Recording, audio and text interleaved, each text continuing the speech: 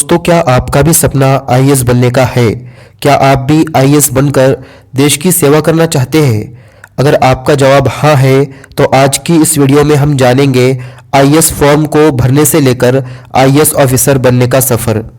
IAS officer ये बहुत ही जिम्मेदारी का काम होता है और इस जिम्मेदारी के काम के लिए किसी अच्छे व्यक्ति का चुनाव होना बहुत ही ज़रूरी है।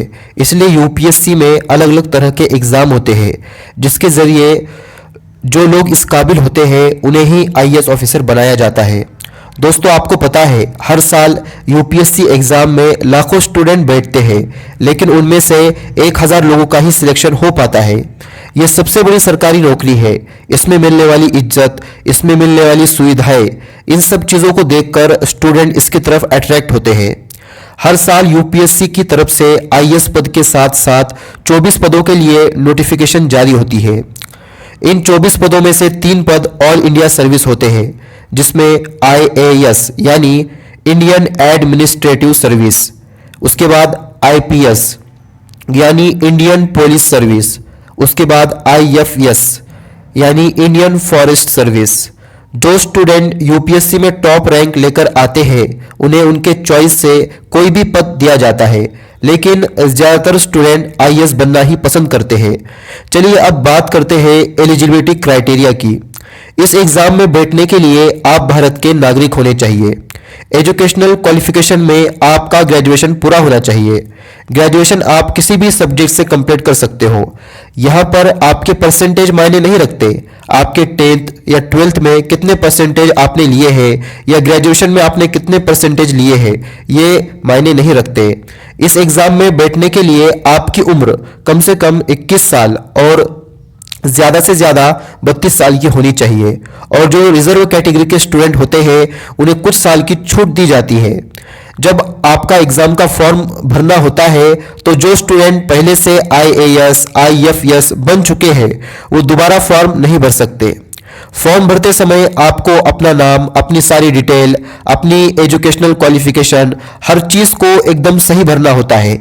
अगर आपने थोड़ी भी जानकारी गलत दी है तो आगे चलकर आपको दिक्कत हो सकती है। ये एग्ज़ाम भारत के 72 शहरों के अलग अलग केंद्रों पर एक साथ होती है।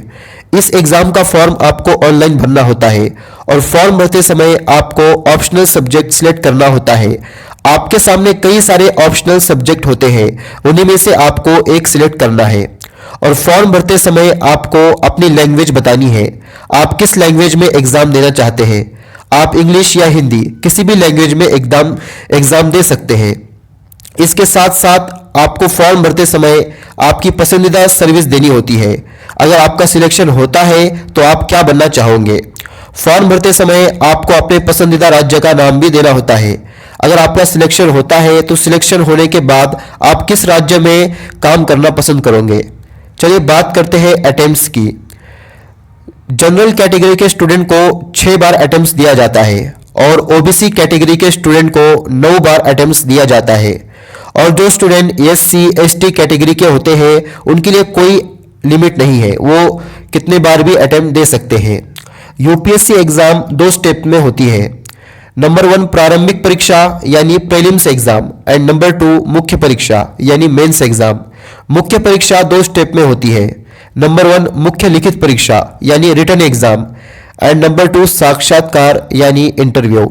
प्रारंभिक परीक्षा के मार्क्स आपके फाइनल मेरिट के लिए काउंट नहीं किए जाते। इसमें आपको सिर्फ क्वालिफाइंग मार्क्स ही लाना होता है। मुख्य परीक्षा और इंटरव्यू में मिले मार्क्स के आधार पर ही आपकी फाइनल मेरिट निकाली जाती है। चलिए बात करते हैं सिलेबस की। प्रारंभिक परीक्षा में 2 पेपर होते हैं। पेपर 1 जनरल स्टडीज, इसमें history, geography, economic, current event, general science, environment, technology, Indian polity and governance, ये सारे सब्जेक्ट होते हैं। और पेपर 2 में comprehensive, logical reasoning and basic numeracy, ये सारे सब्जेक्ट होते हैं। प्रारंभिक परीक्षा भारत के 72 शहरों में अलग अलग केंद्रों पर एक साथ ली जाती है। हर साल 5 लाख से ज़्यादा स्टूडेंट इस एग्ज़ाम में बैठते हैं। इस एग्ज़ाम में 2 पेपर होते हैं। पेपर 1 सामान्य अध्ययन 1 और पेपर 2 सामान्य अध्ययन 2। पहले पेपर में 100 क्वेश्चन होते हैं और 2 घंटे का समय होता है। हर एक क्वेश्चन को 2 मार्क्स होते हैं। इसी तरह दूसरे पेपर में 80 क्वेश्चन होते हैं और 2 घंटे का समय होता है। इसमें नेगेटिव मार्किंग 1/3 होती है। ये भारत की एकलौती ऐसी एग्जाम है जिसमें सबसे ज़्यादा कंपटीशन होता है। इसमें 5 लाख से ज़्यादा स्टूडेंट एग्जाम देने के लिए बैठते हैं और सिर्फ 15,000 स्टूडेंट का सिलेक्शन हो पाता है। इस परीक्षा में जो स्टूडेंट क्वालिफाई करते हैं वो मुख्य परीक्षा में बैठ सकते हैं। जो स्टूडेंट मुख्य परीक्षा के लिए सिलेक्ट होते हैं उन्हें फिर से एक बार ऑनलाइन फॉर्म भरना होता है। यह परीक्षा 3 घंटे की होती है। मुख्य परीक्षा में 2 पेपर होते हैं। पहला पेपर सभी स्टूडेंट के लिए एक जैसा होता है और दूसरा पेपर ऑप्शनल सब्जेक्ट का होता है जो कि अलग अलग होता है। मुख्य परीक्षा में पूरे 9 पेपर होते हैं और टोटल मार्क 1750 होते हैं। इन 9 पेपर में से 7 पेपर पर आपको ज़्यादा फोकस करना है क्योंकि 7 पेपर पर ही आपकी मेरिट निकाली जाएंगी। इंग्लिश और सामान्य भाषा का पेपर सिर्फ पास करना होता है, इसके मार्क आपके मेरिट में नहीं जुड़ते। फॉर्म भरते समय आप किस भाषा का चुनाव करते हैं उसी भाषा में आपको पेपर देना होता है। इंग्लिश और सामान्य भाषा के पेपर में पास होने के लिए आपको सिर्फ 25% मार्क्स ही लाने होते हैं। मुख्य परीक्षा में 9 पेपर होते हैं और टोटल मार्क्स 1750 होते हैं। इसमें सामान्य अध्ययन के 4 पेपर होते हैं, निबंध का 1 पेपर होता है, इंग्लिश का 1 पेपर होता है, भाषा का 1 पेपर होता है और ऑप्शनल सब्जेक्ट के 2 पेपर होते हैं।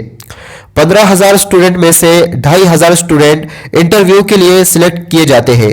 इंटरव्यू 275 मार्क्स का होता है। इसमें ज़्यादातर क्वेश्चन आपके व्यक्तिमत्व के आधार पर ही पूछे जाते हैं। आपने जो फॉर्म भरा है उसके आधार पर क्वेश्चन पूछे जाते हैं, इसलिए इस बात का ध्यान रहे जब भी आप एग्जाम का फॉर्म भरें तो बिल्कुल सही जानकारी भरें। मुख्य परीक्षा होने के बाद स्टूडेंट के सभी ओरिजिनल डॉक्यूमेंट्स का वेरिफिकेशन किया जाता है और सब क्लियर होने के बाद स्टूडेंट को इंटरव्यू के लिए बुलाया जाता है। इस इंटरव्यू में आपका व्यक्तिमत्व, आपका बोलने का तरीका, आप किस तरह प्रॉब्लम को फेस कर सकते हो, यह सब देखा जाता है। इंटरव्यू खत्म होने के कुछ दिन बाद फाइनल रिजल्ट आ जाता है। यह फाइनल रिजल्ट मुख्य परीक्षा और इंटरव्यू दोनों को मिलाकर बनता है। इसका मतलब 2050 मार्क्स में से फाइनल मेरिट लिस्ट बनती है जिसके आधार पर आपको सर्विस दी जाती है। जो स्टूडेंट लगभग टॉप 100 रैंक पे आते हैं उन्हें आईएएस की सर्विस दी जाती है और इसके बाद जैसे जैसे रैंक होती है वैसे वैसे उन्हें सर्विस दी जाती है। लेकिन ज़्यादातर स्टूडेंट की पहली पसंद आईएएस की सर्विस ही होती है और जो इसमें सिलेक्ट होता है उसे ट्रेनिंग के लिए भेजा जाता है। दोस्तों, ये जानकारी आपको कैसे लगी मुझे कमेंट में ज़रूर बताएं और इस वीडियो को अपने दोस्तों के साथ भी ज़रूर शेयर करें।